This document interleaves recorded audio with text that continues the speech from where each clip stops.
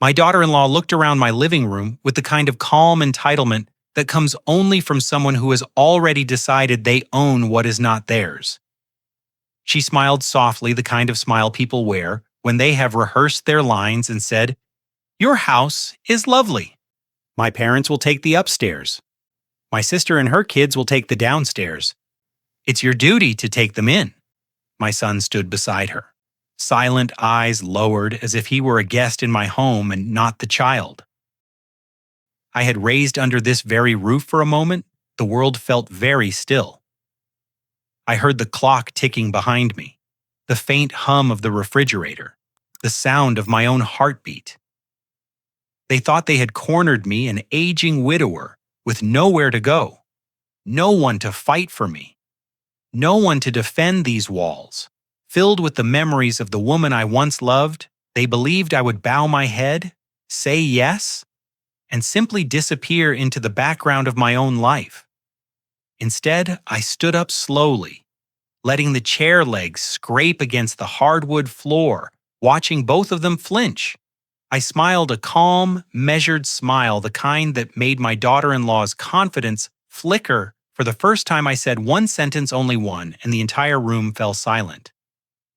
They didn't know that the moment they tried to claim my home, they triggered something in me, something sharper than grief and older than fear. If the audience stays with me, they will see the betrayal, the humiliation, the secrets they never expected, and the revenge that will land harder than anything my daughter-in-law could imagine. This story does not end the way they think. My name is Henry Dawson. I am 68 years old, a retired civil engineer who spent 40 years building bridges and highways across 3 states. I built things meant to last, concrete and steel that would stand long after I was gone.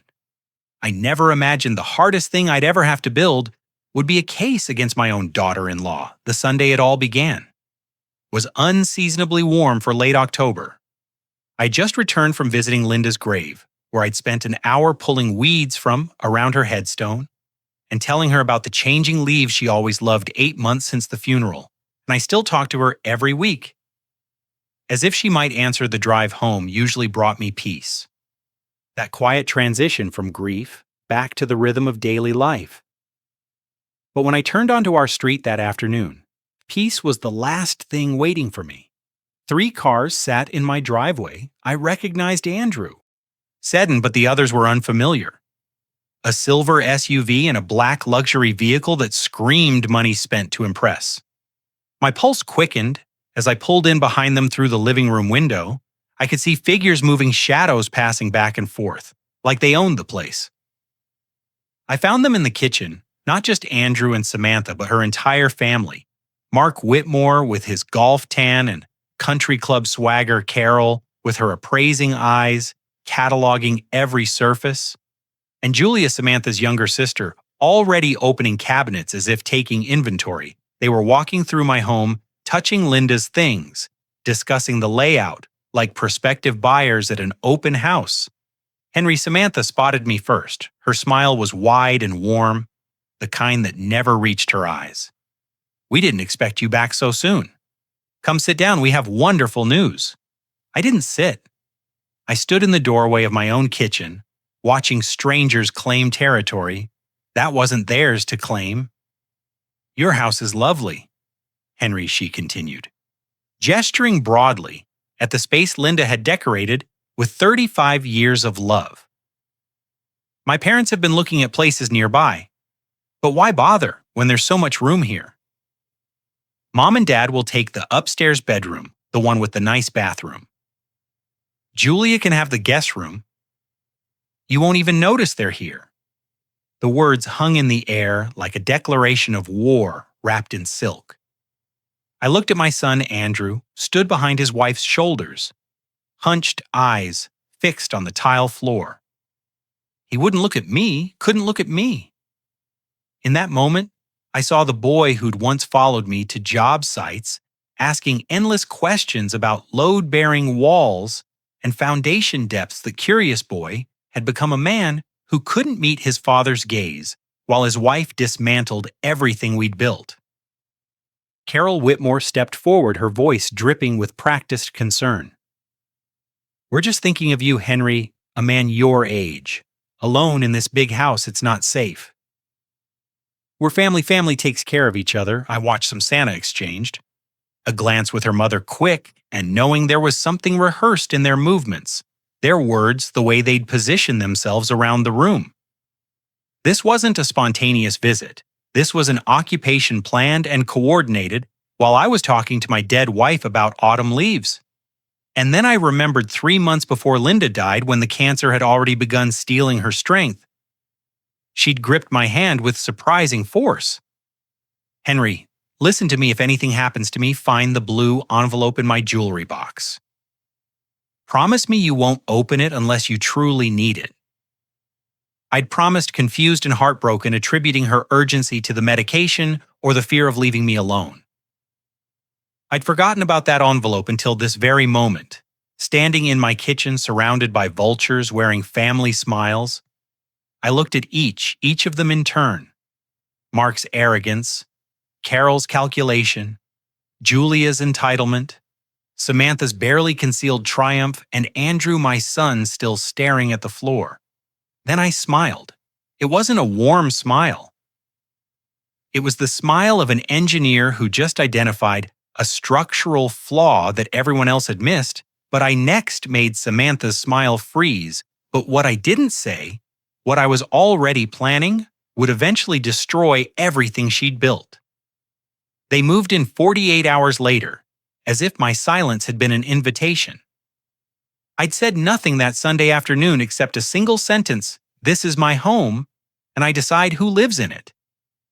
But Samantha had only laughed, patting my arm like I was a confused child who didn't understand how the world worked. By Tuesday morning, suitcases lined the hallway, and the Whitmore family had claimed every spare inch of space Linda and I had built together. Carol started with the kitchen. I came downstairs to find her emptying cabinets, sorting Linda's carefully organized dishes into piles she deemed worthy or worthless. "These old things need to go," she announced, holding up the ceramic mixing bowl Linda's mother had given us as a wedding gift. "You can't possibly still use something this dated." Before I could respond, the bowl was in a garbage bag with a dozen other irreplaceable memories. I watched her discard 40 years of accumulated love, like it was clutter at a yard sale, and I said nothing. But I remembered my engineer's mind, trained to document every detail of a project, began cataloging each offense with cold precision. Julia was worse in her own way. She had inherited her mother's sense of entitlement. Without any of the pretense of politeness at his age, most people are grateful. "Someone still visits," she said to Samantha one morning, not bothering to lower her voice, even though I sat in the next room.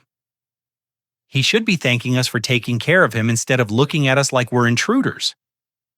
They laughed together, and the sound echoed through the house. Linda had filled with warmth for 35 years.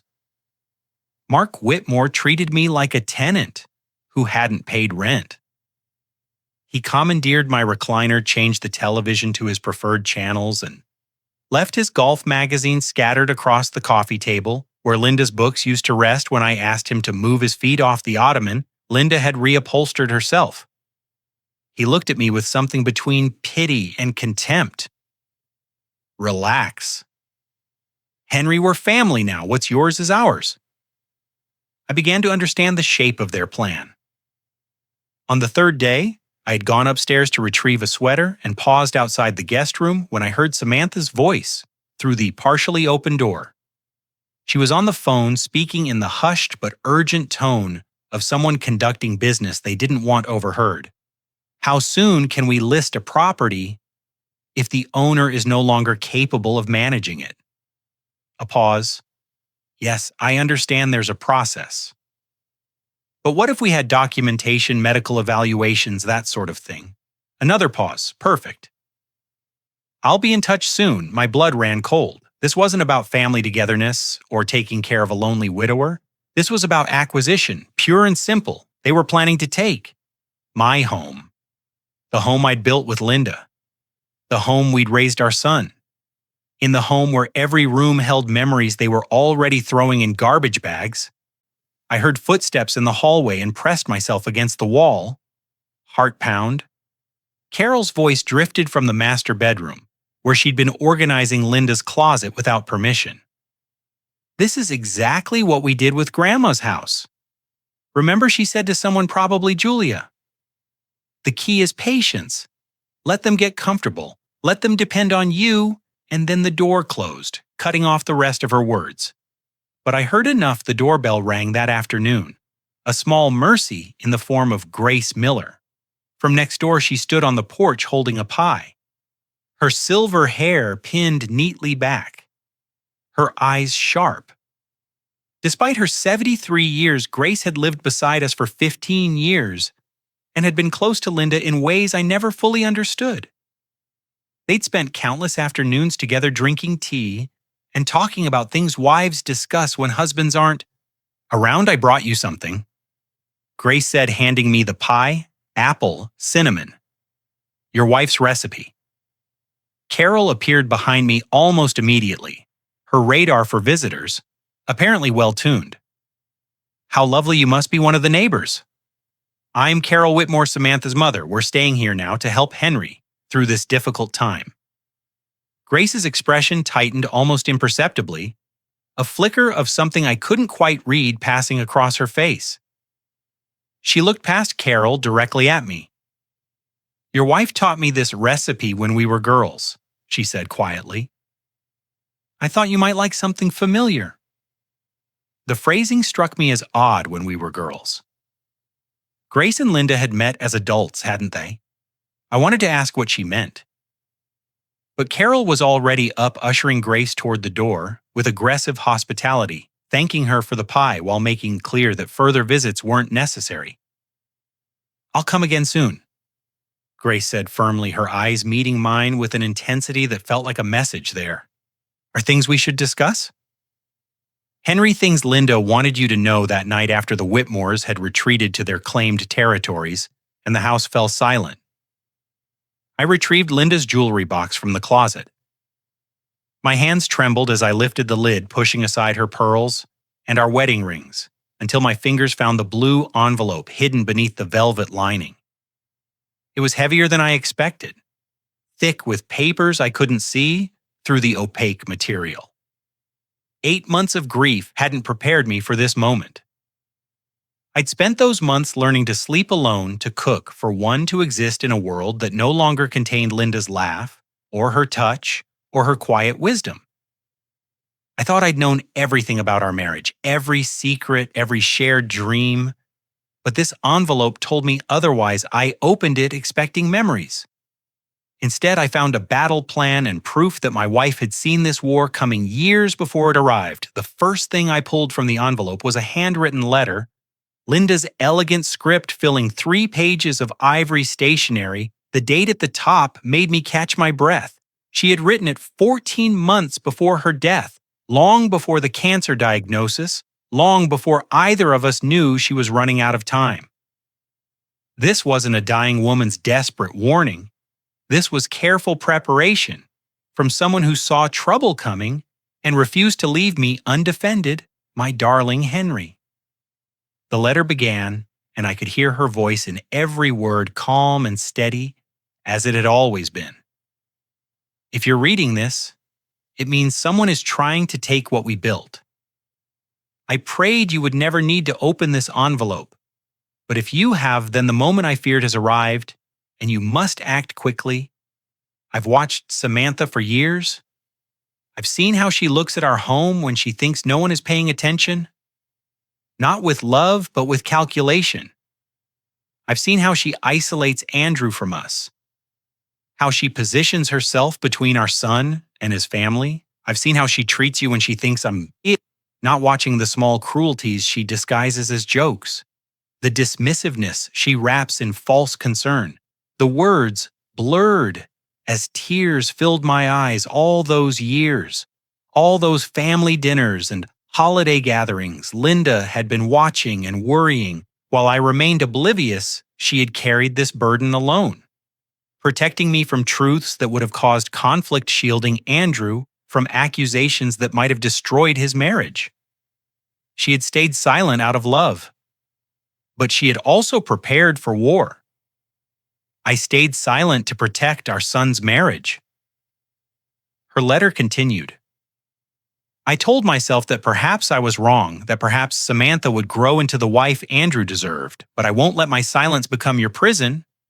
If you're reading this, then my worst fears have been confirmed, and you need to know that you are not helpless. The letter instructed me to contact Paul Hargrove immediately. The name was familiar. He had been a colleague of Linda's at her law firm before she retired in a state. Attorney she'd always spoken of with respect. I modified our family trust 18 months ago, she wrote. I added protective clauses that Paul will explain in detail. He has copies of everything and he knows what to do. Trust him completely. But that wasn't all.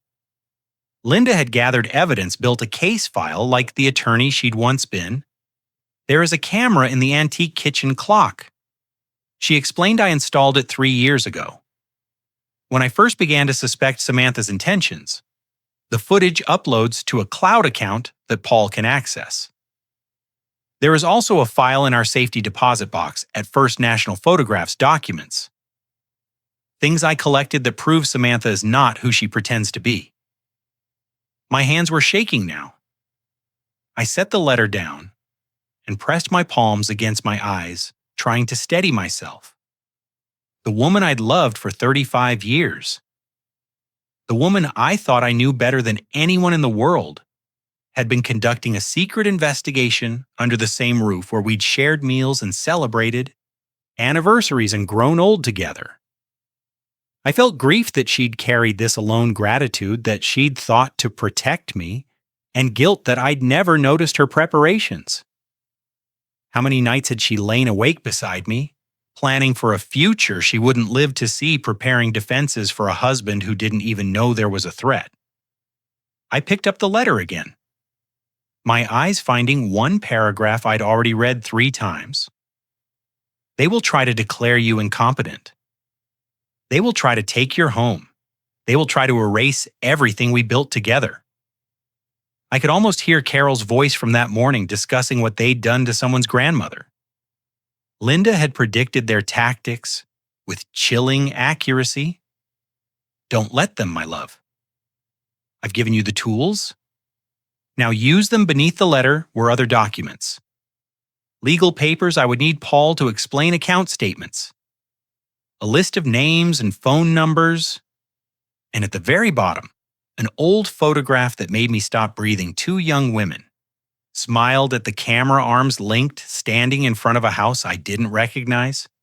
One was unmistakably Linda in her 20s, her hair darker than I'd ever known it, her smile bright with youth. The other woman looked remarkably like Grace Miller, the same sharp eyes, the same determined set to her jaw. Though decades younger than the neighbor I knew, I turned the photograph over on the back in faded ink that had once been blue. Someone had written, Sisters, 1978. I stared at those 2 words until they stopped making sense. Sisters Linda had never mentioned having a sister in 35 years of marriage.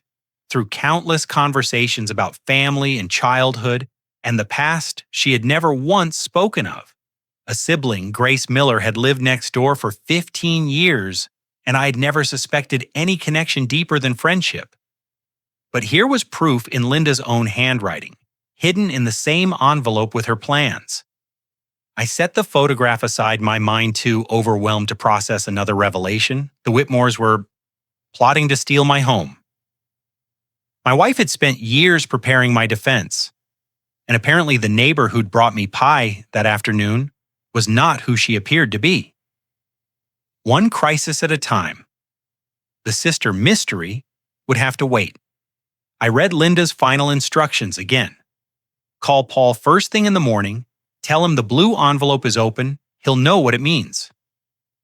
Linda had been fighting a war I never knew existed, and according to her letter, the deadliest weapon was waiting in Paul Hargrove's office. Paul Hargrove's office occupied the corner of a downtown building that had stood since before I was born. The brass name plate on the door was polished, but understated the waiting room furnished with leather chairs that spoke of old money and careful discretion I had called first thing that morning as Linda's letter instructed, and the receptionist had put me through. Immediately, Mr. Dawson Paul had said, his voice carrying a weight of anticipation, "I've been waiting for this call. Can you come in?" Today he met me at the door personally. A sharp-eyed man in his early 60s with silver hair and the kind of handshake that conveyed both confidence and compassion. I remembered him from Linda's retirement party years ago, a quiet presence who'd spoken eloquently about her contributions to the firm. Now I understood why she'd trusted him with secrets she'd never shared with me. Linda updated her will and trust documents with me personally. Paul said once we were seated in his private office, the door closed against the world. She came to me 18 months before she passed, long before the diagnosis. She was worried, Henry. She didn't want to alarm you, but I also didn't want to leave you vulnerable. He reached into his desk drawer and produced a thick manila folder, its label typed in neat capitals, Dawson protection file. The folder was at least 2 inches thick, stuffed with documents and photographs. And what appeared to be professional reports. He slid it across the desk toward me. "Everything Linda gathered is in here," he continued. "She wanted you to understand the full scope of what you're facing and the full scope of your defenses." I opened the folder with trembling hands. The first document was a professional investigator's report, complete with a licensed letterhead and a case number. My eyes caught the date, 6 months before Linda died, when she was still healthy, still strong, still keeping this terrible secret. She had hired someone to follow Samantha to document her movements, to uncover truths that would shatter our family. If they ever came to light, the report was devastating. Over a 3-month surveillance period, the investigator had documented Samantha meeting with a divorce attorney on 4 separate occasions. She had also met twice with a real estate appraiser once at our home, while Linda and I were supposedly out of town. But the most damaging evidence came in a series of photographs that made my stomach turn. Samantha entering a hotel with a man who was decidedly not my son time. Stamps showing she'd stayed for hours, the same hotel appearing 3 different times across 3 different weeks. She was planning to divorce Andrew, Paul said quietly, watching my face as I absorbed the implications. The investigator's conclusion was clear. Samantha was positioning herself to claim a portion of the family assets through divorce, while simultaneously conducting an affair. She wanted the money without the marriage.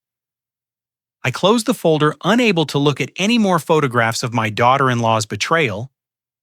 Does Andrew know Linda never told him? She never told anyone except me. Paul leaned forward, his expression serious. She wanted to give Andrew the chance to see the truth himself. She didn't want to destroy her son's marriage unless it became absolutely necessary, but she prepared everything. In case that moment arrived, he went on to explain the legal architecture Linda had constructed. The family trust now contained what he called a duress protection clause, a provision that would activate if I could prove I was being coerced or exploited by family members. Once activated, the clause would transfer all assets to a protective entity that Samantha could never touch, regardless of her relationship to Andrew. The clause requires documented evidence. Paul explained threats, financial manipulation, elder abuse. Any of these would qualify. Linda built this like a fortress. Henry, she anticipated exactly what Samantha might try your job. Now is to gather the evidence that activates these protections. There was more. Paul produced a single check from a separate envelope. The paper yellowed slightly with age. It was made out for $15. 0R0 drawn on Linda's personal account, dated 3 years ago. The signature on the front was Linda's, or rather a careful forgery of Linda's signature on the back. Someone had endorsed it in handwriting I didn't recognize. Linda discovered this about 6 months after it was cashed. Paul said she could have reported it immediately. Forgery is a serious crime, and this would have been enough to have Samantha arrested, but she didn't report it. She kept the canceled check as evidence. Instead, why I asked, though I already knew the answer, because she loved Andrew because she hoped Samantha might change, might become the wife her son deserved, because she didn't want to be the one who destroyed that marriage. Paul's voice softened. She was protecting everyone, Henry, you, Andrew, even Samantha in a way. She gave her every chance to become a better person, but she also made sure that if Samantha chose the other path, there would be consequences.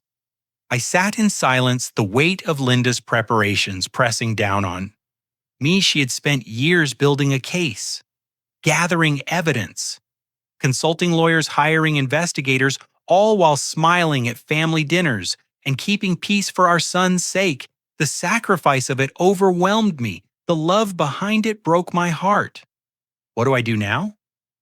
I finally asked Paul close the folder and pushed it toward me. You go home, you watch, you document everything they do and say, Linda mentioned a camera. She told me it would capture what you need, and when you have enough evidence, you bring it to me, and we activate the clause that protects everything you and Linda built together. I left Paul's office with a folder full of ammunition and a dead wife's faith in my ability to use it. But the next discovery would come from the most unexpected source. A camera Linda hid in plain sight. The antique clock had hung on the kitchen wall. For 20 years, Linda's grandmother had brought it from England. A beautiful piece with a brass face and hand-painted flowers that had faded to a soft patina over the decades I had walked past it 0 times without giving it a second thought. Now I stood on a step stool, my heart pounding as I carefully lifted it from its hook and examined the back. The camera was smaller than I expected. A modern device, no larger than my thumb, professionally installed behind a false panel that blended seamlessly with the original woodwork. A tiny lens peered through what I had always assumed was a decorative flaw in the clock face. Linda had turned a family heirloom into a surveillance system, and no one had ever suspected I carried my laptop to the bedroom, locked the door against the Whitmores who had taken over the rest of my home, and entered the login credentials Linda had included in her letter. The cloud storage account contained nearly 3 years of footage organized by date, each file representing hours of kitchen activity captured without anyone's knowledge. My wife had been watching recording building evidence for a battle she knew might come. The early footage showed nothing remarkable. Linda and me having breakfast, Andrew and Samantha visiting for Sunday dinners, the ordinary rhythms of family life. But as I moved forward through the timeline, the tone shifted. Samantha's mask began to slip in. Moments when she thought only Linda was watching. The first clip that made my stomach turn was dated 18 months ago. Samantha stood at the counter while Linda sat at the table, visibly weaker from the early stages of her illness. You're just going to die and leave us nothing useful, aren't you? Samantha's voice dripped with contempt. All this house, all this property, and it's going to be tied up in trusts and complications. You could make this easy. You know, you could just sign things over now. While you're still competent, Linda said nothing. Her hands folded in her lap, her face a mask of patient endurance. I found another clip from around the same period, this one featuring Carol Whitmore. She and Samantha sat at the kitchen table while Linda napped upstairs, their voices low but clearly audible once. She's gone. The old man will be easy, Carol said with casual cruelty. Men that age fall apart without their wives. He'll be confused, dependent, will move into help, and within 6 months will have power of attorney within a year. The house? Samantha nodded, making notes on her phone. Treating the destruction of my life like a project plan. I documented timestamps, saved critical clips, and forced myself to keep watching, even as bile rose in my throat. Each piece of footage was another piece of evidence, another brick in the wall Linda had built to protect me. I owed it to her to see everything she had seen, to know what she had endured in silence. Then I found the footage from 8 months ago, just 3 weeks before Linda died. The kitchen was dim lit only by the light above the stove. Linda sat alone at the table, her face gaunt from the cancer that was stealing her from me. Her hands wrapped around a cup of tea that had long gone cold. For a long moment, she simply stared at nothing, her eyes red-rimmed and distant. Then she began to cry, silent, shaking sobs that she muffled with her hand, even though she thought no one could hear. "I'm sorry, Henry," she whispered to the empty room. "I'm sorry I can't tell you, but I have to protect you.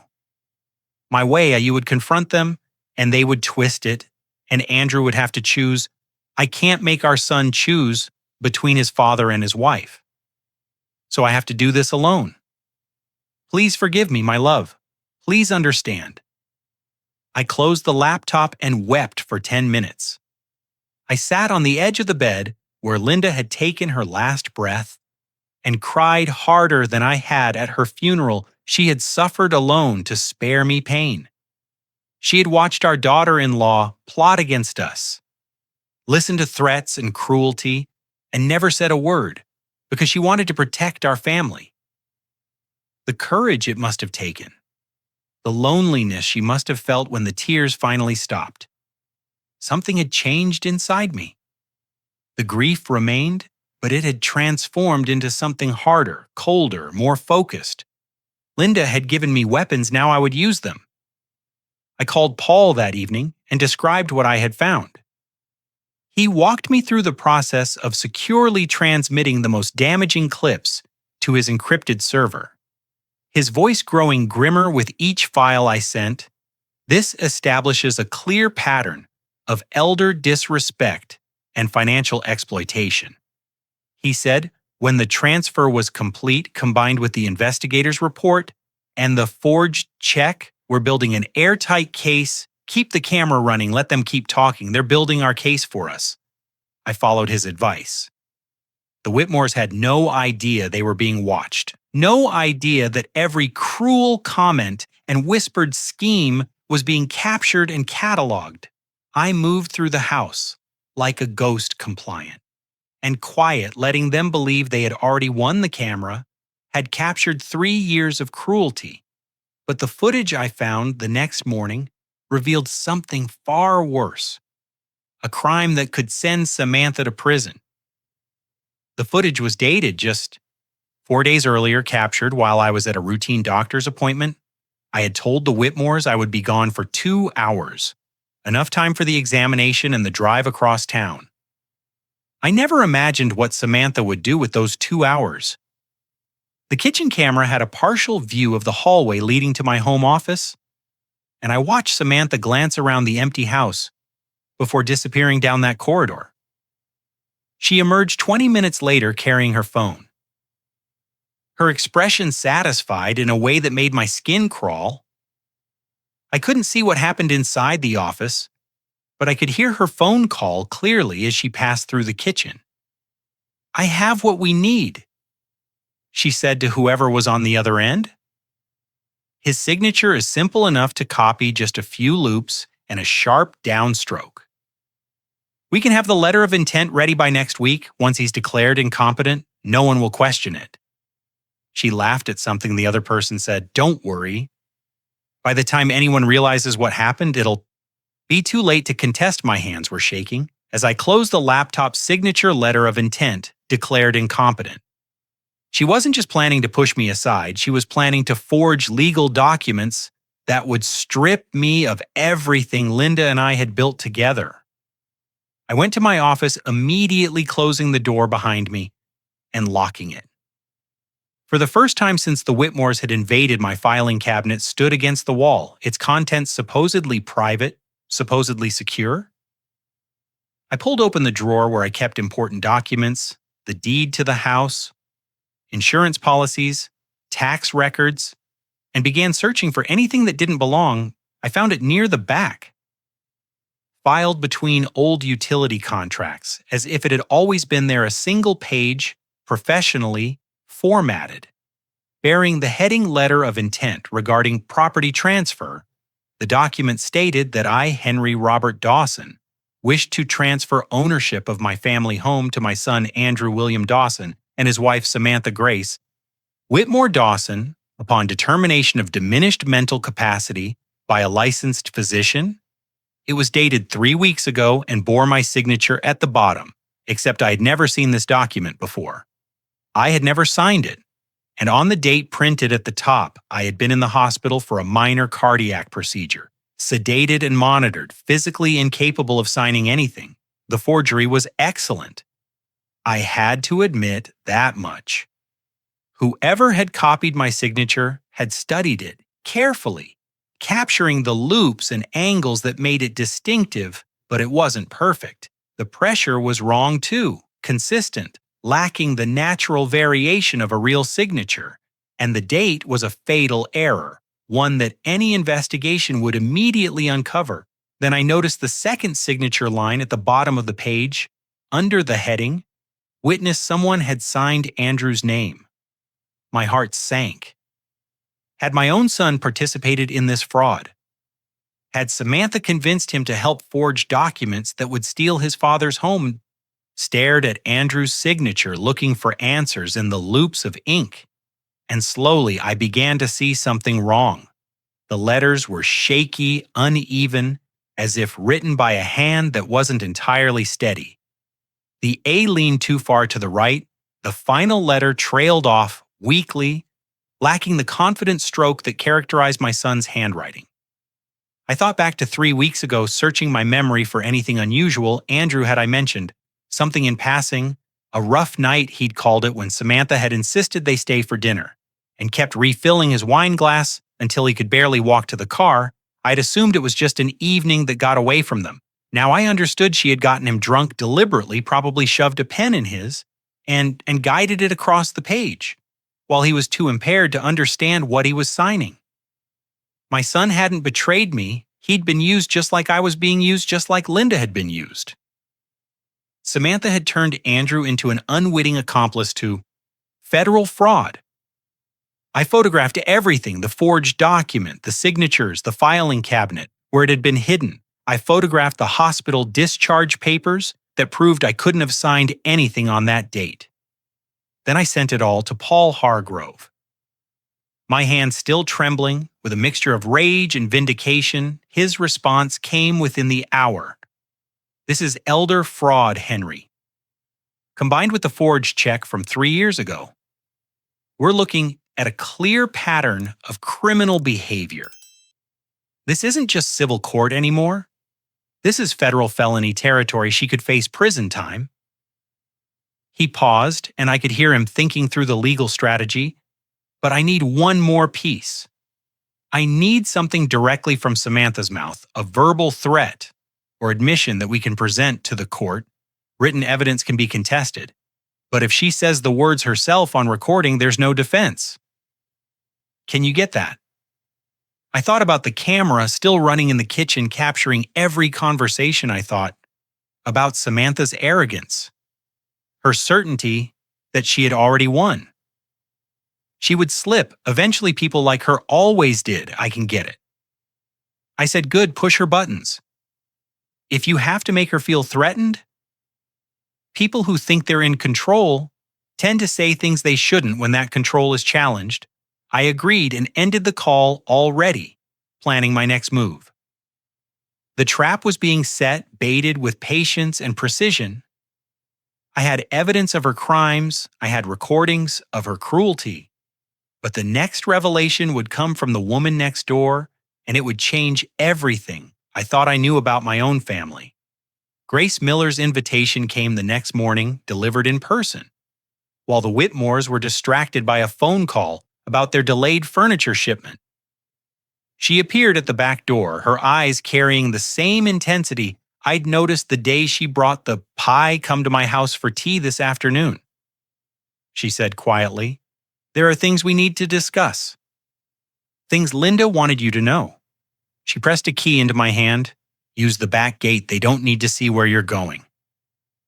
I slipped away at 3 Sharon, crossing through the garden gate that connected our properties. A gate Linda had insisted we install years ago, though I'd never understood why she wanted such easy access to the neighbor's yard. Now that small detail, like so many others, took on new meaning. Grace's living room stopped me in my tracks. Photographs covered nearly every surface on the mantel, the end tables, the walls, and in picture after picture, I saw Linda. Linda as a teenager with long, dark hair, Linda in her 20s, wearing a graduation gown, Linda on her wedding day radiant in white lace. I moved from frame to frame, my confusion growing with each image. Why would our neighbor have so many pictures of my wife? It's time you knew the truth. Henry Grace stood in the door to the kitchen, a tea tray in her hands. Watching me study the photographs, she set the tray down and gestured for me to sit, then lowered herself into the east chair across from me, with the careful movements of someone carrying a heavy burden. Linda wasn't just my friend, she said softly. She was my younger sister. We were born Grace and Linda Patterson before we married, and took different names. The words didn't make sense at first. I heard them, understood their meaning individually, but couldn't reconcile them with 35 years of marriage to a woman I thought I knew completely. That's impossible, I heard myself say. Linda never mentioned having a sister. Not once. Grace nodded, pain flickering across her face. We had a complicated family, Henry. Our parents were difficult people. And when I was 19, I married a man who promised to take me away from all of it. That marriage was a disaster. He was cruel, controlling. When I finally escaped, I changed my name and cut ties with everyone from my old life, including Linda. I was ashamed. I didn't want anyone from my past to find me. She paused, her eyes distant with memories. Linda found me anyway. 15 years ago, she tracked me down through a private investigator. She showed up on my doorstep and said, "I've been looking for you for 20 years. Please don't disappear again." She convinced me to buy the house next door. She wanted us to reconnect, but slowly she was afraid of overwhelming you with her past. Afraid you might feel deceived if you learned she'd hidden something so significant, but why hide it at all?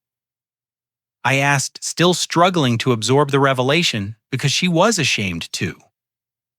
Grace said gently, ashamed that our family was so broken that she'd lost her only sister for so long. She kept meaning to tell you, kept waiting for the right moment. And then she got sick. And suddenly there was no time left for old secrets. All that mattered was protecting you from what was coming.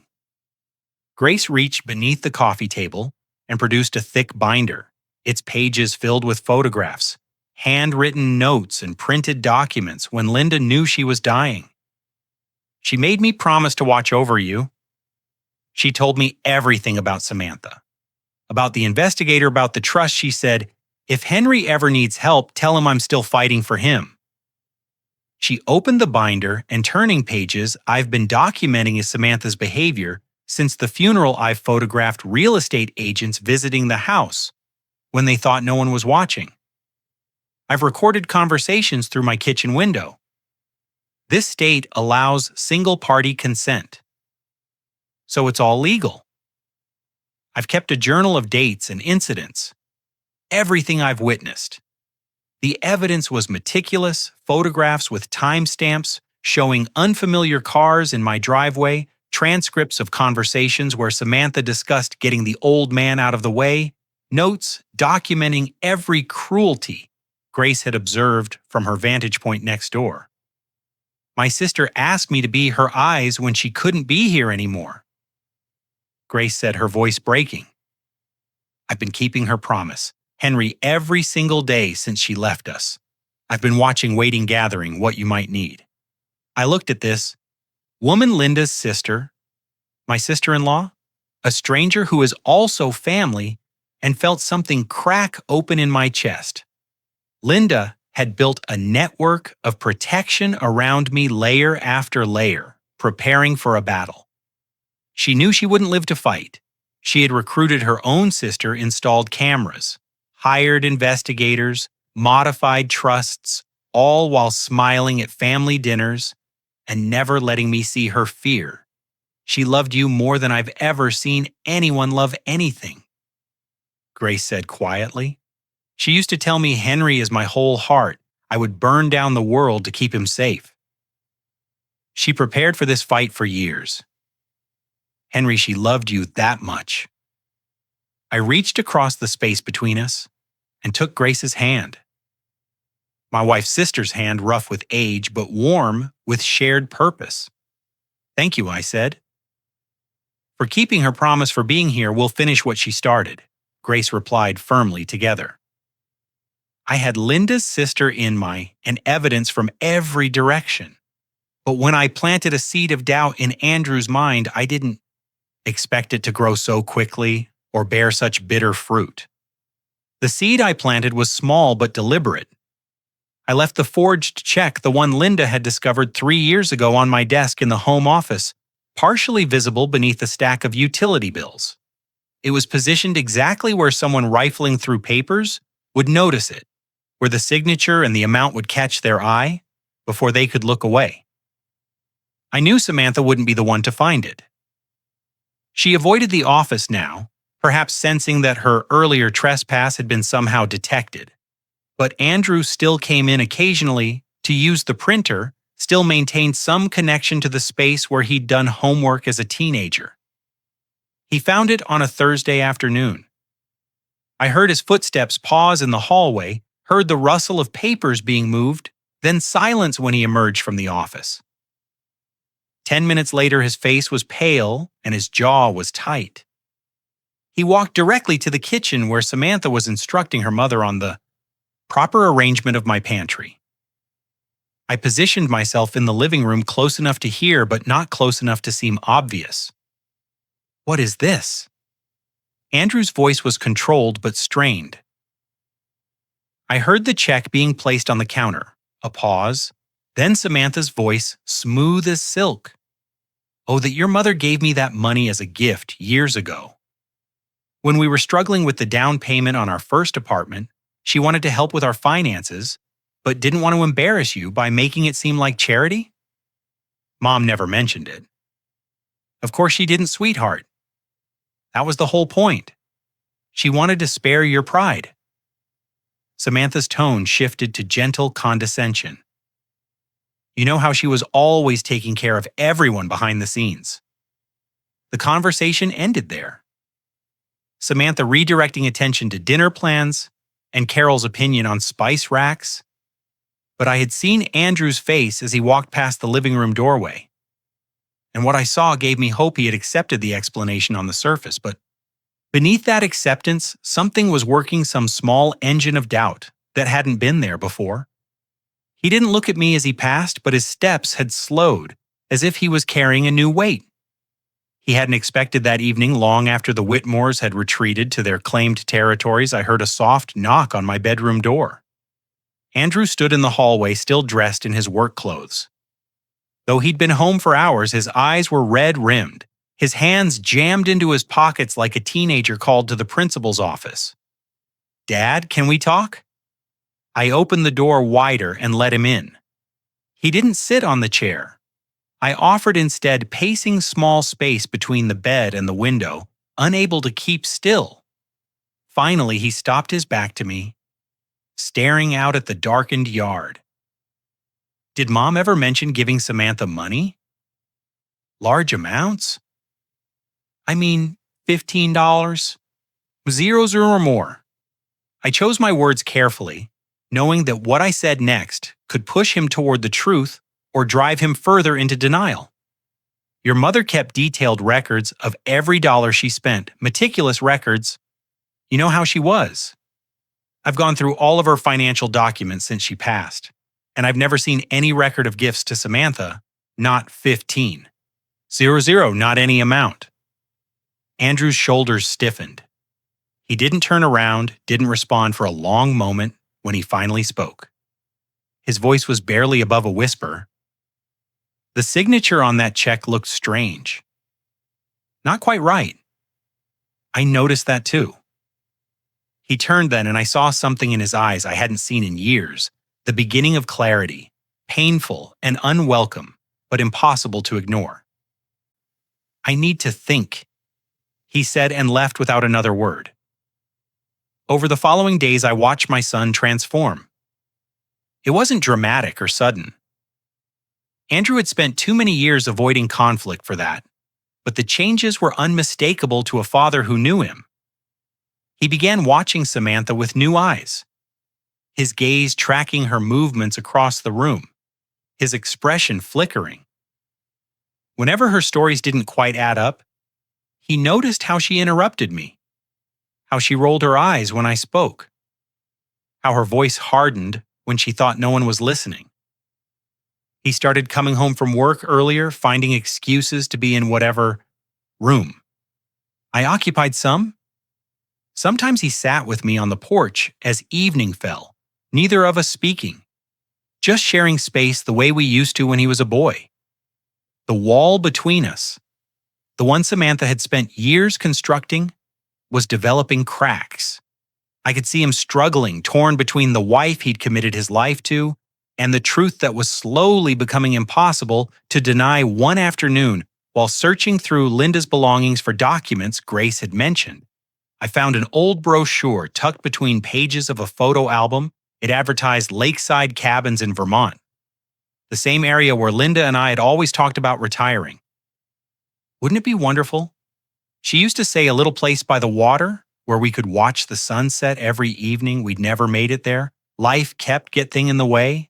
Work, family obligations, the thousand small delays that push dreams into the future, until suddenly there's no future left on the margin of the brochure.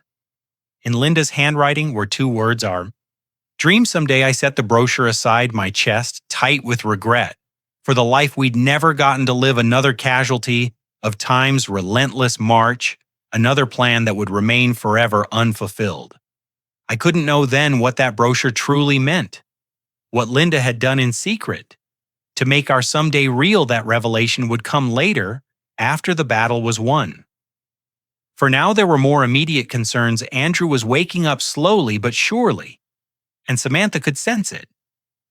I saw her watching him with narrowed eyes, saw her increasing efforts to keep him close, to isolate him from me.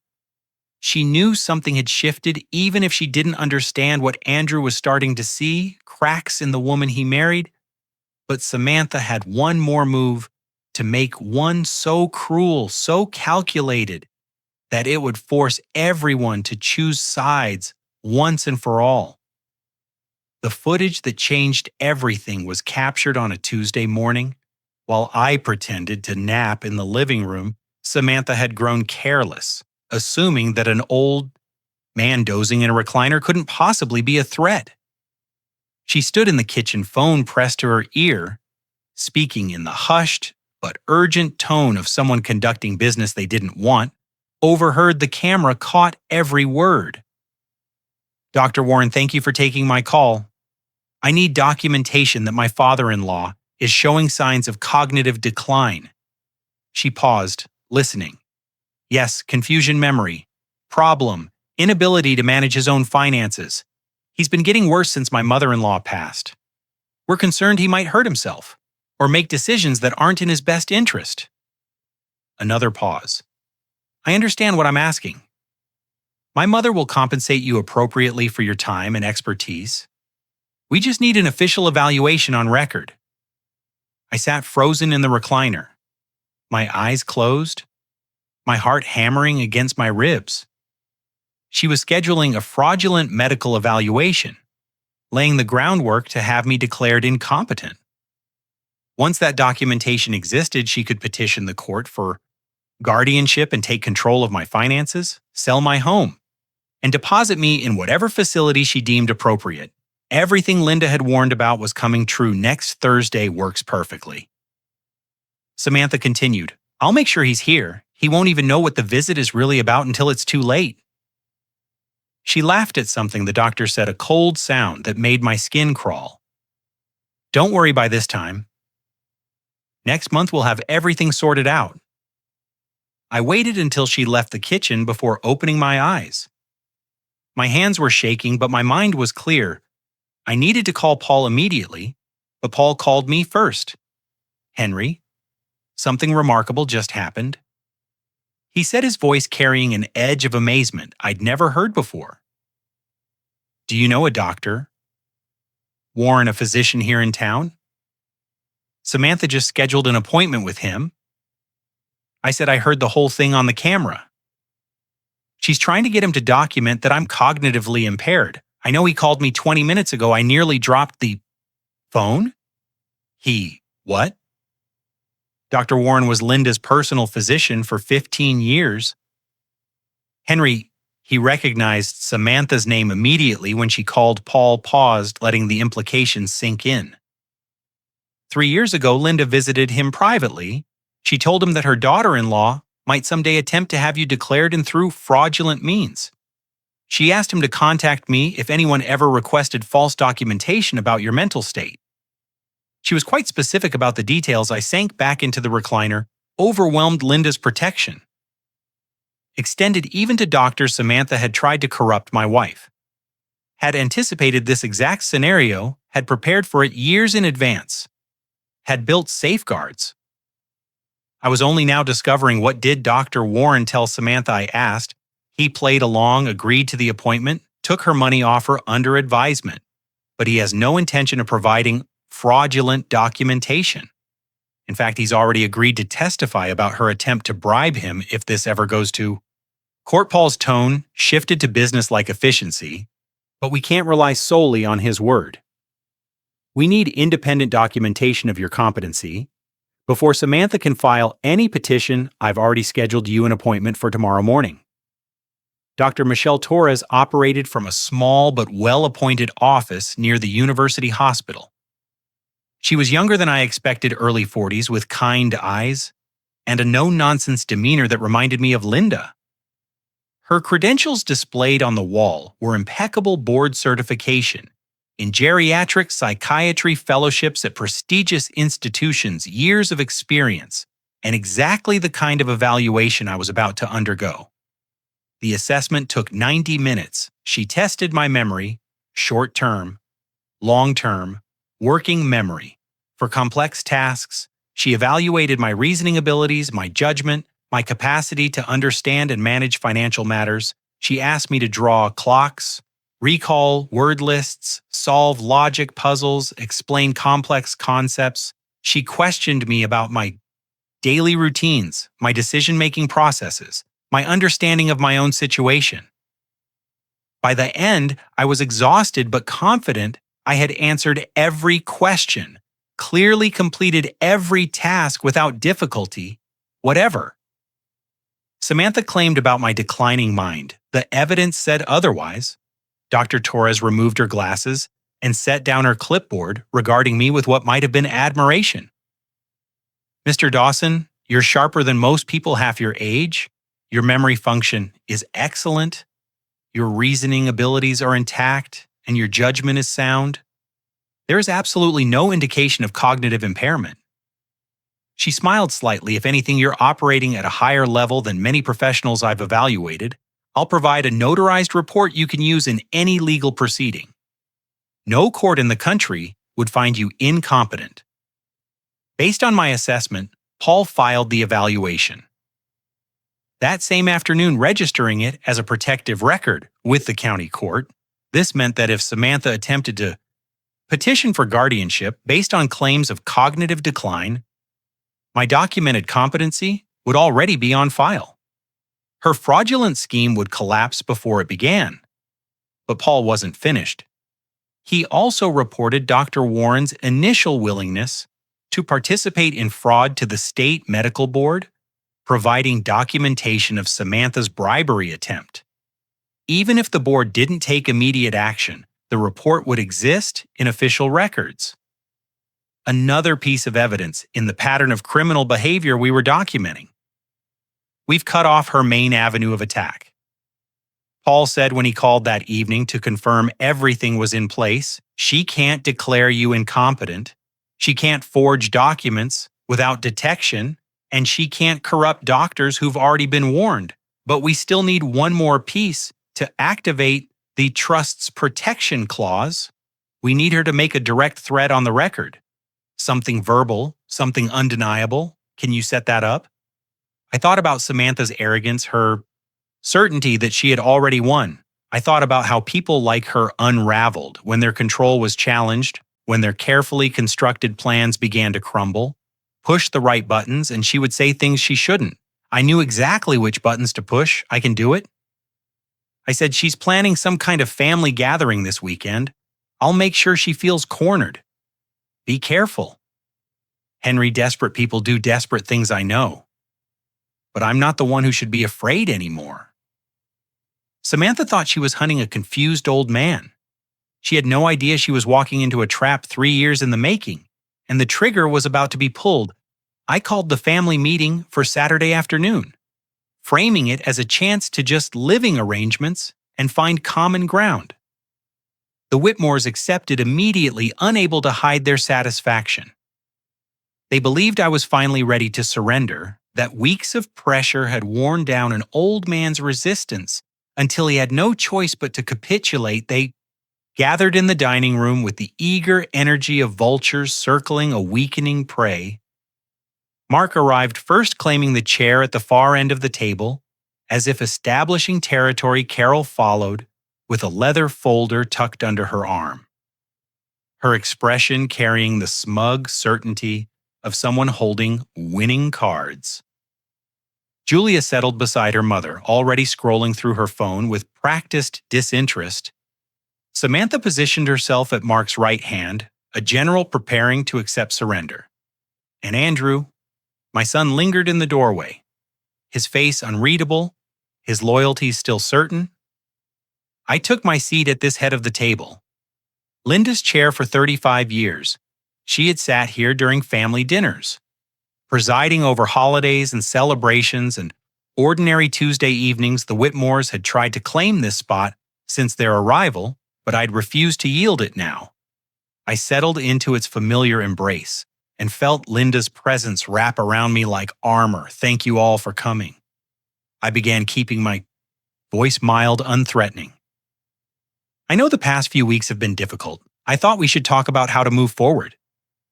Samantha smiled, but her eyes remained cold. We're so glad you're ready to have this conversation. Henry, we've been worried about you. She nodded to her mother, who opened the leather folder and began spreading documents across the table. These are just some papers to make things easier.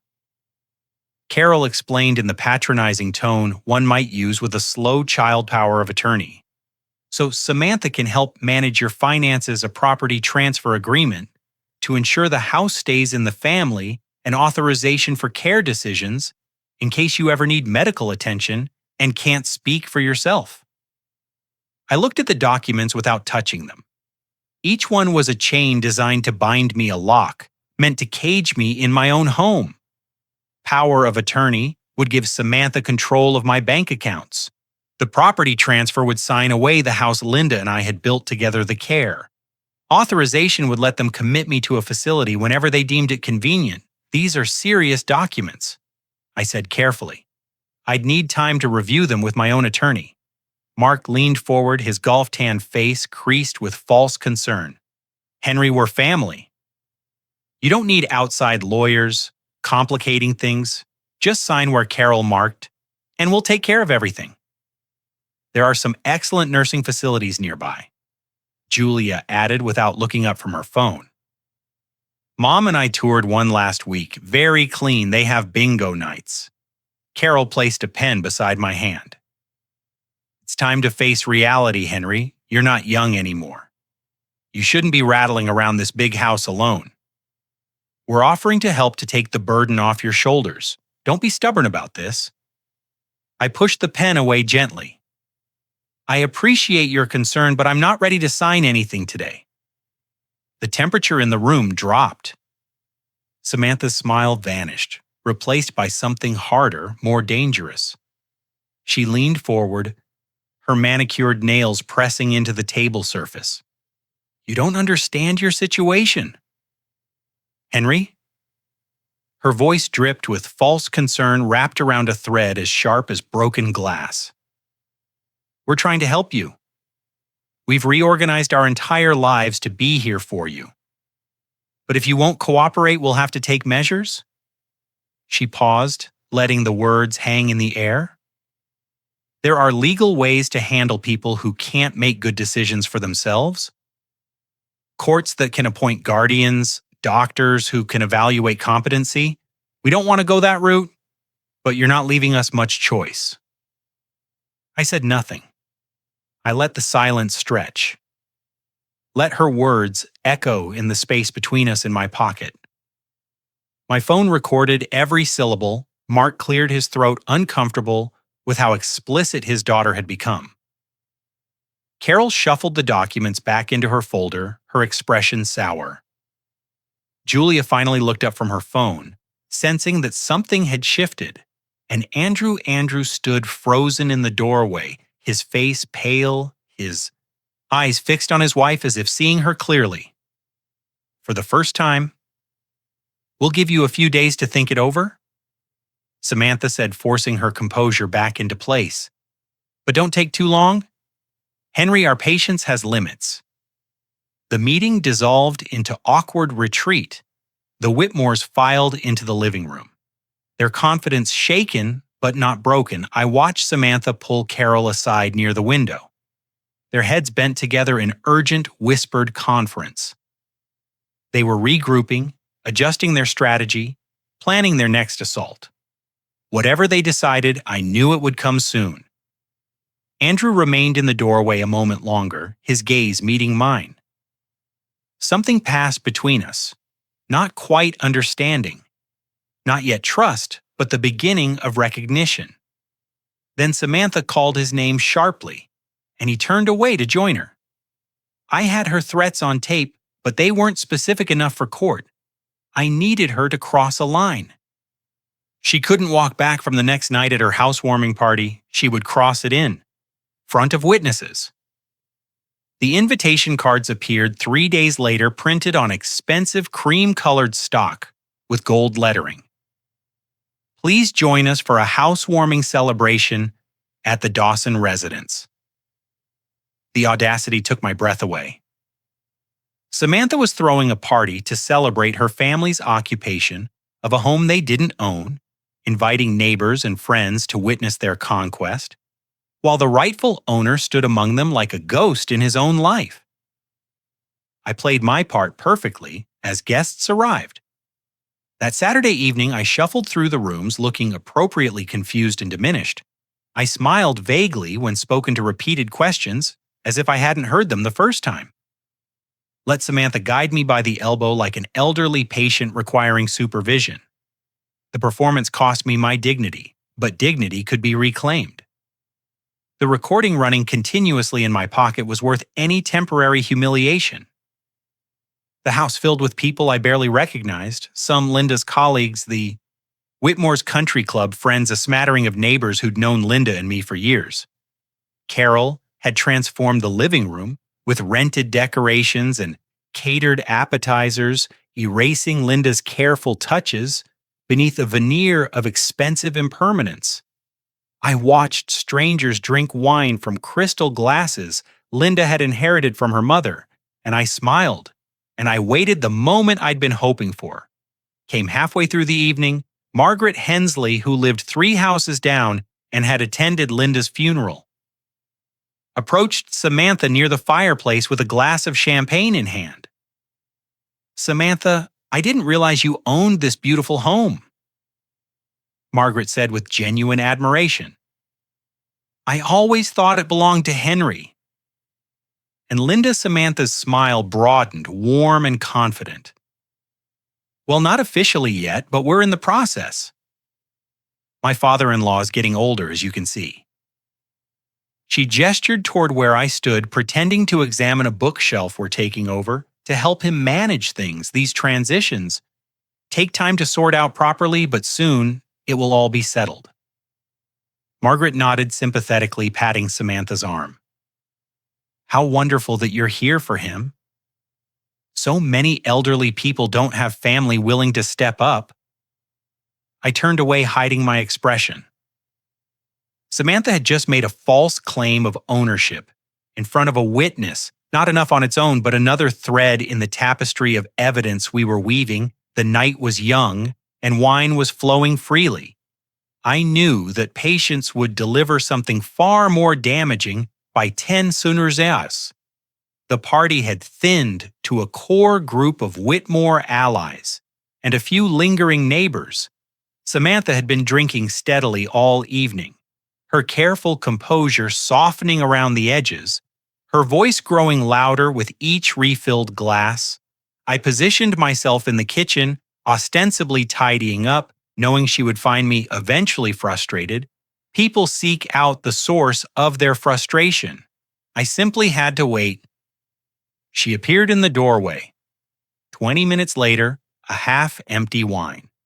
Glass in her hand, her eyes glittering with suppressed anger. The mask she wore in public was slipping, revealing the predator beneath the polished surface.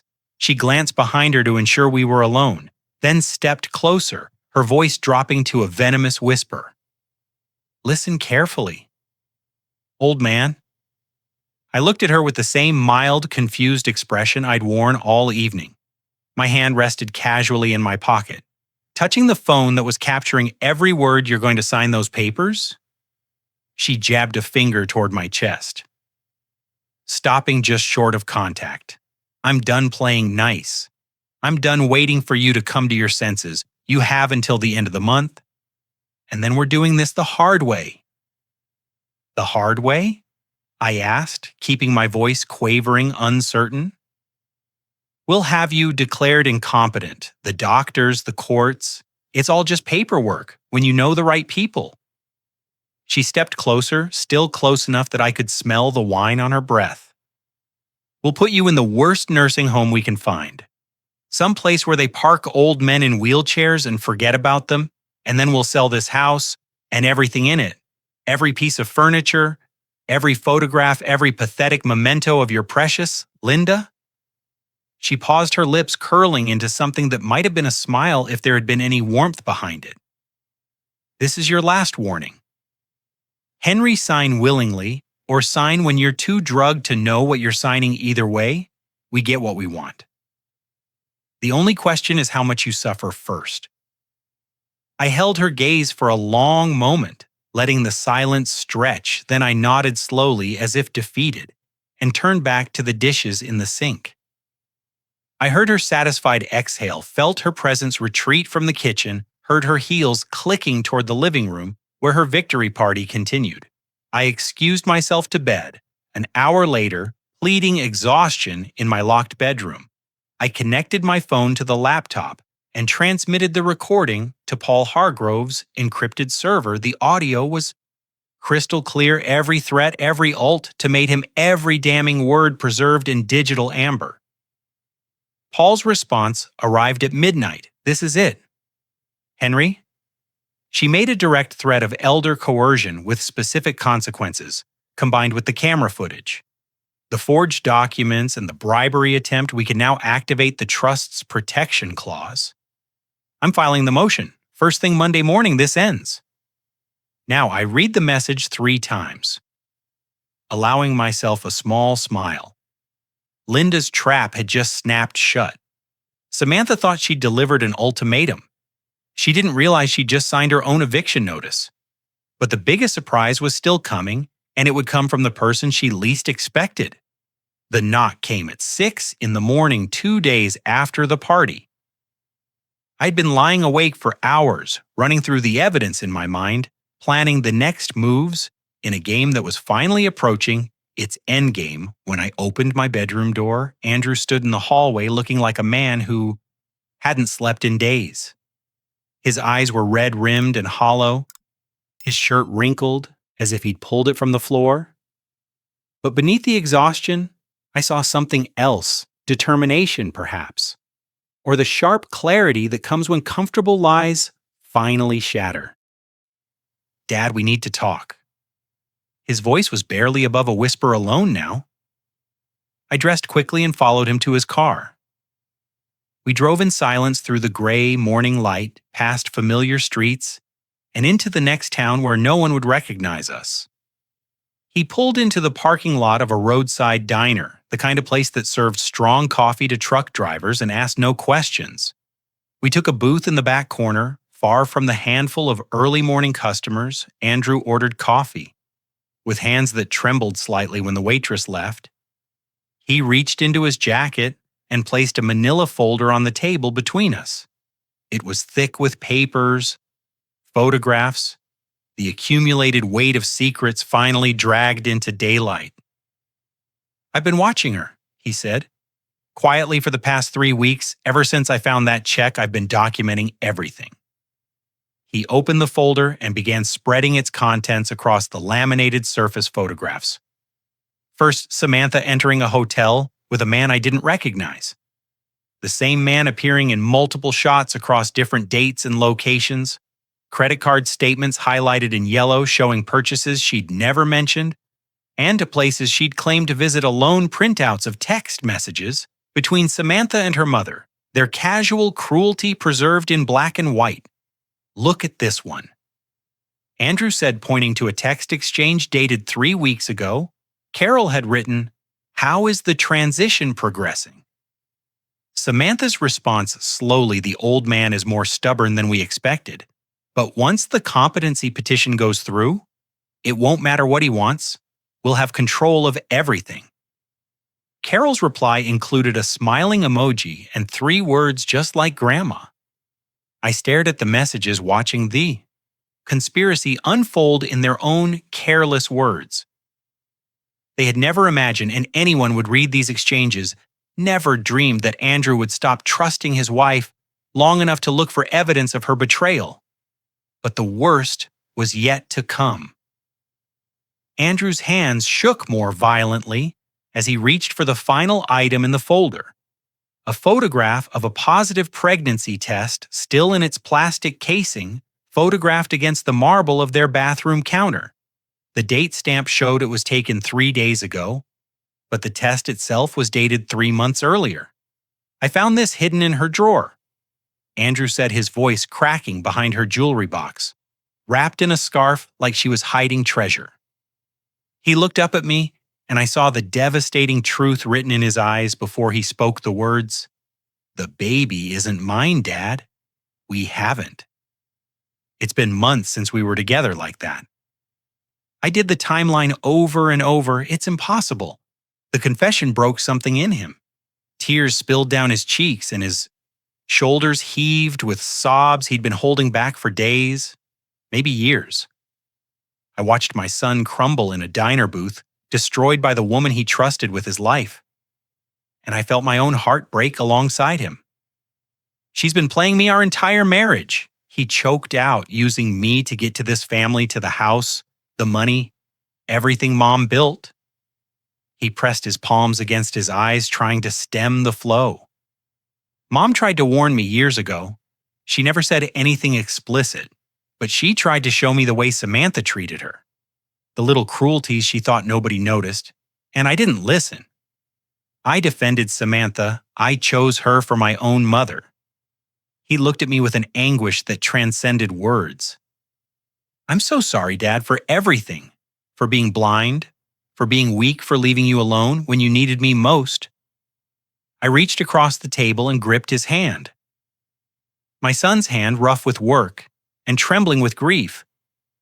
But reaching back toward me, "For the first time in years, your mother never stopped loving you," said quietly. Not for a single moment she knew Samantha was manipulating you. She saw what was happening. But she also knew that if she pushed too hard, she'd lose you entirely, so she protected you the only way she could, by preparing for the day when you would finally see the truth yourself. Andrew's tears flowed freely now, but something in his expression was shifting. The grief remained, but alongside it grew something harder, stronger resolution.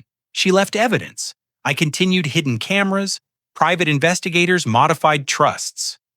She built a fortress around everything we have, and she trusted that someday you would help me defend it. He wiped his face with the back of his hand and straightened in his seat. The broken man who had sat down was rebuilding himself before my eyes, brick by brick, breath by breath. Then let's finish what Mom started, he said together for a long moment. We simply sat there, father and son, decades of distance collapsing in the space between heartbeats, the wall Samantha had built between us, carefully constructed over years of manipulation and isolation, had finally crumbled. Whatever came next, we would face it as a family. My son had come home together. We had enough evidence to end this war. But when the sheriff arrived at our door, even I wasn't prepared for how completely Samantha's world would collapse. Monday morning arrived with the precision of a well-engineered structure finally bearing its intended load. I had barely finished my first cup of coffee when the doorbell rang its chime, cutting through the quiet house like a starting pistol. Through the front window, I saw two sheriff's deputies standing on the porch, alongside Paul Hargrove, whose expression carried the grim satisfaction of a general about to deliver a decisive blow. Samantha reached the door before I could. Her silk robe hastily tied her hair, still mussed from sleep. She pulled it open with the irritated confidence of someone expecting good news delivered at an inconvenient hour. Perhaps she assumed the authorities had come to support her competency complaint, to drag the confused old man away for evaluation. Her smile was already forming when Paul stepped forward and handed her a sheaf of official documents. Mrs. Whitmore Dawson, I'm serving you with an emergency protective order signed by County Judge Harrison this morning. Paul's voice was calm, professional, utterly without mercy. You and your family are ordered to vacate this property within 7 days. Additionally, you're subject to a restraining order requiring you to stay 500 feet from Mr. Henry Dawson, pending a hearing on elder abuse charges for a moment. Samantha simply stared at the papers in her hands, as if they were written in a language she didn't understand. Then, the words penetrated, and I watched her carefully constructed reality begin to shatter like glass striking concrete. This is impossible. She breathed. There's been a mistake. The chaos erupted behind her before she could finish. Carol appeared in the hallway, took one look at the deputies, and began screaming that this was all a misunderstanding, that they needed to speak to someone in charge, that her family had connections who would sort this out immediately. Mark pushed past his wife, his face purple with rage, threatening to sue the sheriff's department, the judge Paul Hargrove, and anyone else within reach of his fury. Julia burst into tears on the stairs, her phone already pressed to her ear as she called someone, a lawyer perhaps, or a friend, who might somehow reverse the tide that was washing away their plans. The deputies remained calm throughout the storm. The older one, a gray-haired man with the patient demeanor of someone who'd seen worse, explained that failure to comply with the order would result in immediate arrest. He suggested they begin packing and make arrangements for alternative accommodations. His partner handed Carol a copy of the protective order and stepped back to observe the proceedings with professional detachment. Andrew appeared in the doorway to the kitchen. He was fully dressed, his expression set in stone. Samantha turned to him, her eyes desperate. Andrew, tell them this is insane. Tell them your father has lost his mind. We need to fight this together. My son met her gaze without flinching. No, he said quietly. We don't. Something flickered. Samantha's face recognition, perhaps that her last ally had abandoned her. The desperation curdled into rage, and she whirled back toward me with fury blazing in her eyes. You'll regret this, she hissed. I'll destroy you in court. I'll tell everyone what kind of senile, vindictive old man you really are. I'll make sure the whole town knows how you turned your own son against his wife. This isn't over. Henry, this is just the beginning. I met her gaze step, feeling the calm that comes when years of patient preparation finally bear fruit. Samantha, I want you to understand something. Every word you've said in this house for the past month has been recorded. Every threat, every plan, every lie. I paused, letting the word sink in. My wife made sure of it.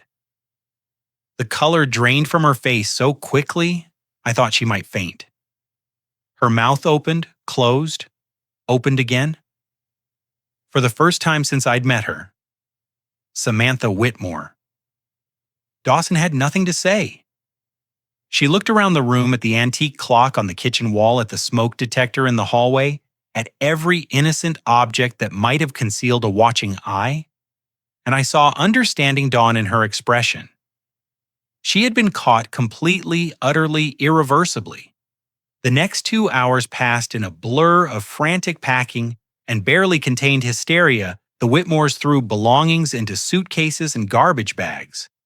Their earlier arrogance replaced by desperate efficiency, the deputies supervised from doorways, ensuring no property was damaged and no confrontations escalated beyond angry words. Carol paused once to stare at me with pure hatred, but she said nothing. Even she understood that silence was now her only defense. Andrew and I retreated to the kitchen away from the chaos. He filled the coffee maker while I found the mugs Linda had always used for special occasions, delicate china, with painted flowers that hadn't seen daylight since her funeral. We stood at the counter together, father and son, sharing our first domestic moment in years. The simple act of preparing coffee felt like a ritual of reclamation, a quiet declaration that this was still our home through the window. I watched moving boxes pile up in the driveway. The Whitmores loaded their rented SUV with the debris of their failed conquest, their faces tight with humiliation. Samantha emerged last, carrying a designer bag and the tattered remains of her dignity.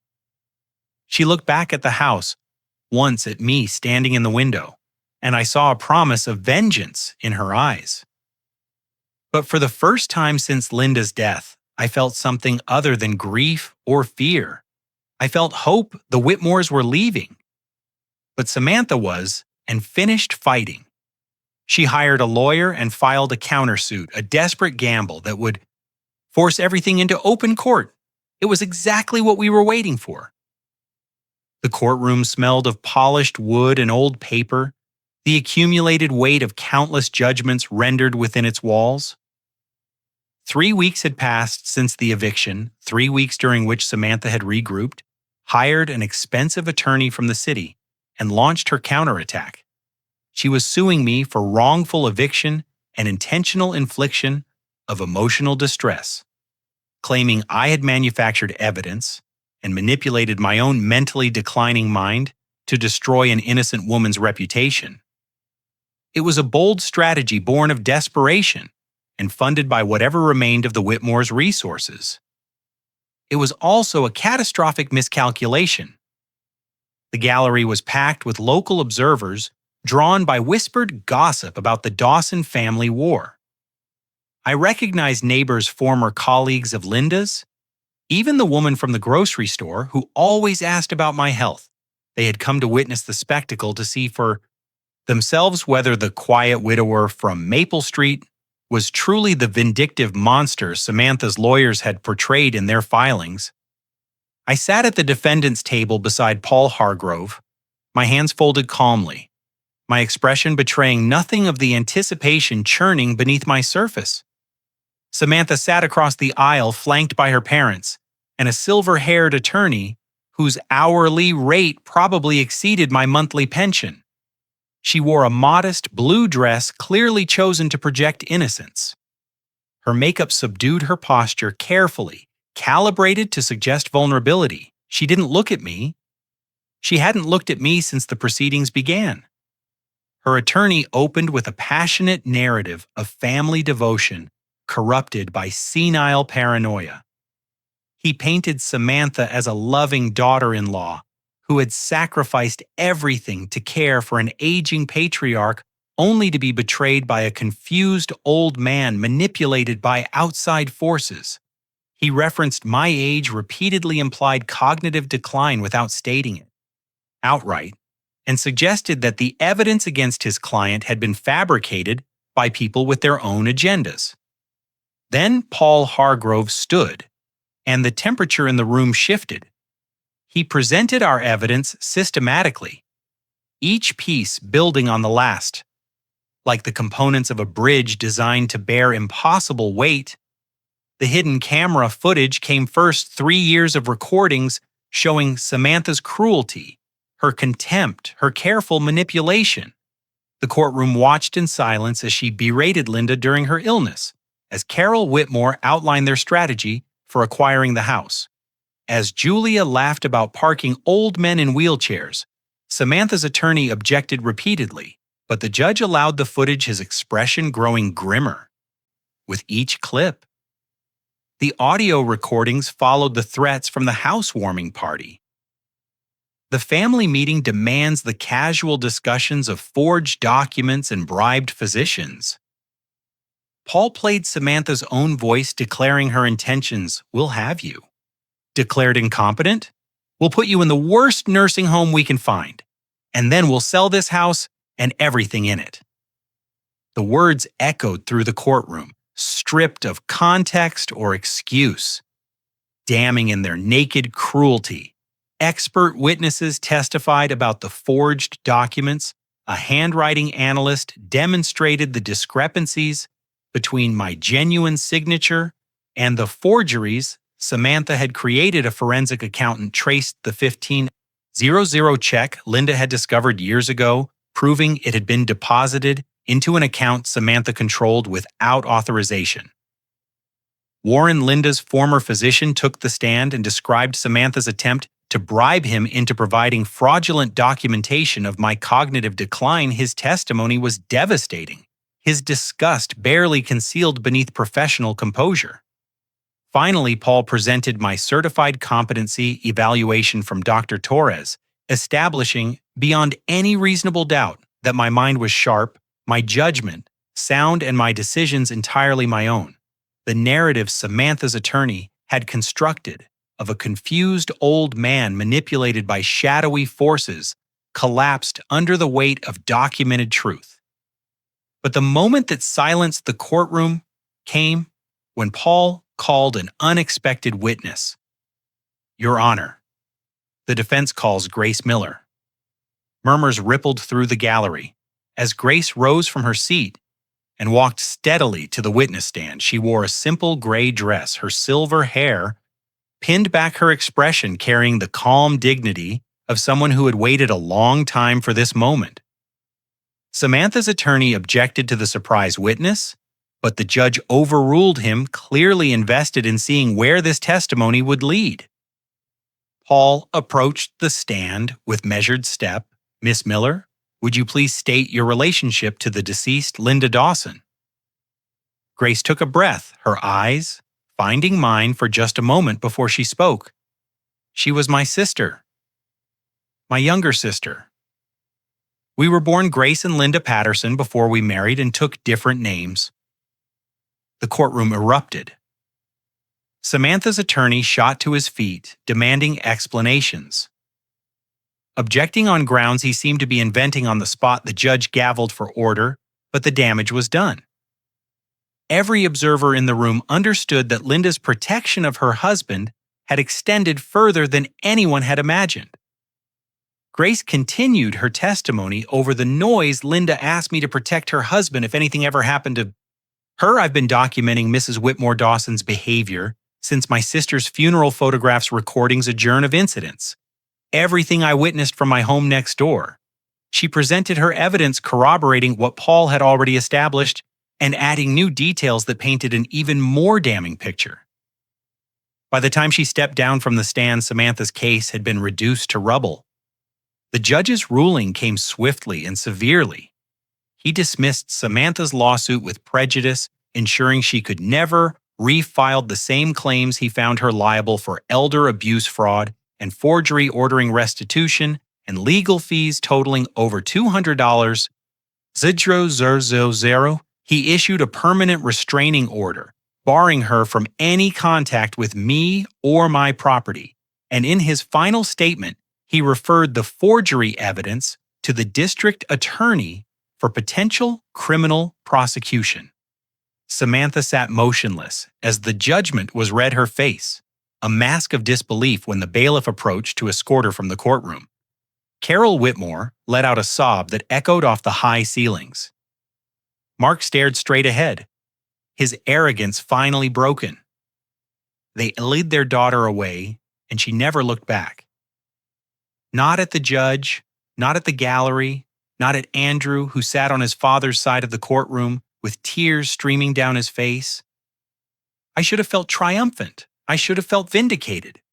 But as the observers filed out and the courtroom emptied, I felt strangely hollow. The battle was won. But the cost had been measured in years of suffering I'd never known about in a wife who'd fought alone to protect me. Then Paul touched my arm and handed me a red envelope. "There's one more thing," he said quietly. "Linda left this too." The red envelope felt heavier than paper, should it was sealed with burgundy wax and old-fashioned touch that was so perfectly. Linda, she had always loved the rituals of an earlier era, the small ceremonies that elevated ordinary moments into something meaningful. I ran my thumb across the seal, feeling the impression of what might have been a flower pressed into the wax, and wondered how long this envelope had waited in Paul's office for this exact moment. She gave me specific instructions. Paul said quietly we were still in the courtroom. Though everyone else had departed, the afternoon light slanted through tall windows, casting long shadows across the empty benches. This was only to be opened after the legal matter was completely resolved. She was very clear about the timing. He paused, his professional composure softening into something more personal. "I've kept it in my safe for nearly 4 years. Henry, she made me promise 4 years. Linda had prepared this final message while she was still healthy, while the cancer was nothing more than cells waiting to betray her. She had known even then that someday I might need not just protection, but a path forward." My hands trembled as I broke the seal. The wax cracked with a soft sound that seemed to echo in the empty room, releasing secrets held too long in darkness. Inside, I found another letter in Linda's elegant handwriting, and beneath it a small bundle of documents held together with a faded ribbon. A set of keys slid into my palm. Their metal cold and unfamiliar. I unfolded the letter and began to read, and with each word, the courtroom around me dissolved until nothing existed, except Linda's voice speaking directly to my heart. "My dearest Henry," she had written, "if you're reading this, then the battle is over and you've won. I always knew you would. You just need the right tools in the right moment. I'm so proud of you. I'm so proud of the man you've always been. Even when you couldn't see your own strength, I had to stop. Had to press my hand against my eyes and breathe through the grief that rose fresh and sharp. Despite everything, Paul stood silently nearby, giving me space. Understanding that some moments require witness, but not intrusion. Now it's time to stop fighting and start living." The letter continued, "You've spent too long defending what we built. It's time to build something new. Remember our dream. The cabin by the lake, where we said we'd grow old together, where we'd watch sunsets from the porch and listen to loons calling across the water. I never forgot that dream, Henry, and I never stopped planning for it." I turned to the documents bundled beneath the letter. My fingers clumsy as I untied the ribbon property records. A deed, a trust document dated 5 years ago, establishing ownership of real estate on Lake Champlain, the very lake where Linda and I had spent our honeymoon, where we'd returned for anniversaries, and stolen weekends throughout our marriage, where we'd always said we would retire when the time was right. The cabin was real. Linda had purchased it in secret, using her own inheritance money. She'd never touched money I'd assumed was simply sitting in an account for emergencies. She'd bought our dream while she was still health, while there was still time to imagine a future, knowing in some part of her heart that she might not live to see it. She'd given me a destination for the years she couldn't share. I returned to her letter, reading through tears that fell freely. "Now the cabin has been waiting for you, my love. I furnished it myself during those weekends when I told you I was visiting old friends. I'm sorry for the small deception, but I wanted it to be perfect. There's a garden plot behind the kitchen where you can plant whatever you like. There's a dock where you can fish in the mornings. There's a porch swing facing west, positioned exactly right for watching the sun go down. She had thought of everything, even in those final months when her body it was failing and her time was running out. She had been preparing not just my defense but my deliverance. Sell the house on Maple Street, she wrote it, holds too much pain now. Too many memories shadowed by what happened at the end. Go to our Lake Henry, plant new flowers, make new memories, let the water wash away the grief and the anger, and remember that we had 35 beautiful years together. That's what matters. That's what lasts. Her final words blurred as I read them, but I forced myself to see each letter, each curve of her handwriting that I knew as well as my own. And know that wherever you are, I'm walking beside you every sunset, every morning, every quiet moment when you think you're alone. I'm there, my darling. I never left. I never will. I love you eternally. You're Linda. For a long time, I couldn't speak. I sat in the empty courtroom, holding the keys to a future my wife had built for me, understanding at last the full measure of her love. She had protected me from predators, armed me for battle, guided me to victory, and then when the fighting was done, she had given me a place to heal. Paul's hand rested briefly on my shoulder. She was an extraordinary woman, he said softly. I nodded, unable to form words, clutching the keys. Like sacred objects Linda had prepared, everything, my protection, my victory, and my future. Now there was only one thing left to do. Say goodbye to the past and walk into the new life she'd built for me. 3 months later, the for sale sign appeared on the front lawn of the house where Linda and I had built our life together. I stood at the window, watching the real estate agent hammer it into the ground each strike driving home. The reality that this chapter was finally closing the walls around me held 35 years of memories, first steps, birthday parties, quiet evenings, whispered conversations in the dark, but they also held shadows now poisoned by what had happened within them. Linda had been bright, as she always was. It was time to let go. The sign drew Samantha back one final time. Saw her car pull up to the curb on a gray Tuesday afternoon, watched her sit behind the wheel for several minutes before finally stepping out. She looked diminished, somehow smaller than the woman who had swept into my home. With such confident entitlement, the designer clothes had been replaced by something simpler, her makeup minimal, her posture carrying none of its former arrogance. She walked up the path, slowly pausing at the porch steps, where Linda used to tend her flower boxes. I met her there standing in the doorway of a home that would soon belong to strangers. I came to apologize, she said, though her eyes still held that calculating gleam I had learned to recognize. Maybe we can work something out for Andrew's sake. He shouldn't have to lose his childhood home because of mistakes I made. I studied her for a long moment. This woman who had tried to steal everything I loved, who had plotted and schemed and lied with such practiced ease, perhaps she believed her own performance, perhaps she had convinced herself that one final manipulation might salvage something from the wreckage. But I was no longer the confused old man she had tried to bury. This home was Linda's heart, I said quietly. Every room, every corner, every inch of it carried her love. You disrespected that love from the day you walked through the door. You disrespected her while she was dying, and you tried to destroy what she left behind. I shook my head slowly. No one who treated her that way gets to stay. Not in the house, not in the memory, not in my forgiveness. Her mask slipped just for an instant, revealing the fury beneath. But she had no weapons left, no leverage, no schemes that hadn't already crumbled to dust. Goodbye, Samantha. I stepped back and closed the door through the window.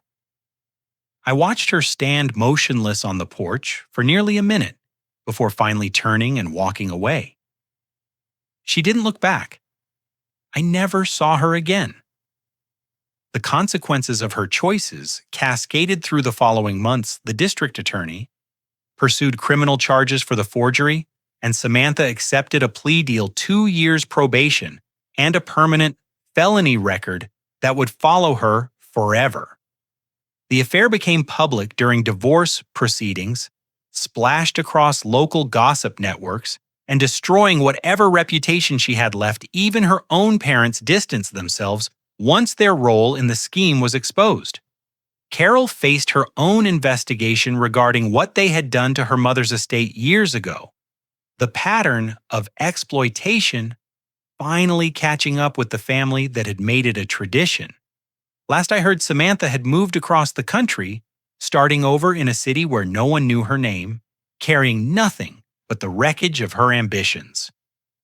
Andrew filed for divorce the week after the trial. Samantha, facing criminal charges, mounting legal fees, didn't contest anything.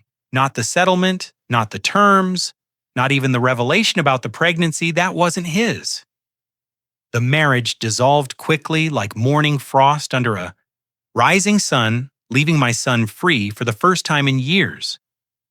He helped me pack up the house, spending long weekends wrapping Linda's belongings in tissue paper and newspaper, carefully preserving the artifacts of a life well lived. We worked side by side for days, and somewhere between the boxes and the memories, we began to talk, really talk. He shared stories about his mother. I'd never heard small moments between them. Conversations they'd had when I wasn't around. I told him about the early years of our marriage, the struggles and triumphs that had shaped who we became. The wounds that had festered for so long began slowly to heal on our last day in the house. Andrew paused in the empty living room and looked at me with uncertainty in his eyes. "Dad, when you're settled at the cabin, would it be okay if I visited?" Sometimes I didn't hesitate. "It's your home too." "Son, it always was. That's what family means." The cabin on Lake Champlain was everything Linda had promised, and more. She had chosen it. Perfectly, a modest structure, with weathered wood siding and a wraparound porch that faced west toward the water. The garden plot behind the kitchen waited for spring planting. The dock stretched out over gentle waves that lapped against the shore with peaceful rhythm. And the porch swing faced the sunset, positioned exactly as she had described Aunt Grace now. As I had learned to call her, moved to a cottage just down the road. She visited most evenings, bringing tea and company and stories about Linda's childhood that I treasured like precious gems. On this particular evening, we sat together watching the sun descend toward the mountains across the lake. The sky blazed orange and pink colors, reflecting off the water in ever-shifting patterns. Andrew's car was visible on the winding road below, bringing him for the weekend. And I could see another figure in the passenger seat, perhaps a new beginning of his own. On the table between Grace and me, Linda's photograph caught the golden light. She smiled at me from across the years, frozen in a moment of joy I remembered like yesterday. I raised my cup of tea in a silent toast. "We made it, my love." I whispered, "We finally made it." The lake stretched out before me, peaceful and infinite, and for the first time in years, I felt Linda's hand in mine again. Not in grief, but in gratitude. She had given me protection, victory, and a future. But her greatest gift was reminding me that love doesn't end with death. It just finds new ways to hold on. Every story leaves its mark, and this one, about a husband's quiet strength, a wife's extraordinary love, and a family's journey through betrayal to redemption, reminds us that the people who truly love us never stop protecting us, even when they're no longer here to hold our hands. Henry Dawson didn't win through anger or revenge. He won through patience, preparation, and the unwavering faith of a woman, man who knew him better than he knew himself. Linda saw the storm coming years before it arrived, and she built an ark strong enough to carry her husband safely through. That's what real love looks like. Not grand gestures or passionate declarations, but quiet sacrifices made in secret protections, put in place hoping they'll never be needed. For many of us, watching family isn't just about blood, it's about the choices we make, the people we stand beside, and the boundaries we set to protect what matters most. Henry's story asks us to consider our own lives, our own families, our own vulnerabilities. Have you ever been underestimated because of your age? Have you ever had to protect yourself from people who should have loved you? Have you ever discovered that someone was fighting for you all along, even when you didn't know it? We'd love to hear your thoughts. Share your experiences in the comments below. Your story might be the one that helps someone else find the courage to stand their ground. If this story moved you, subscribe for more tales of family justice and the quiet power of those who refuse to be broken. And remember, sometimes the greatest strength isn't fighting back. It's knowing exactly when and how to let the truth speak for itself.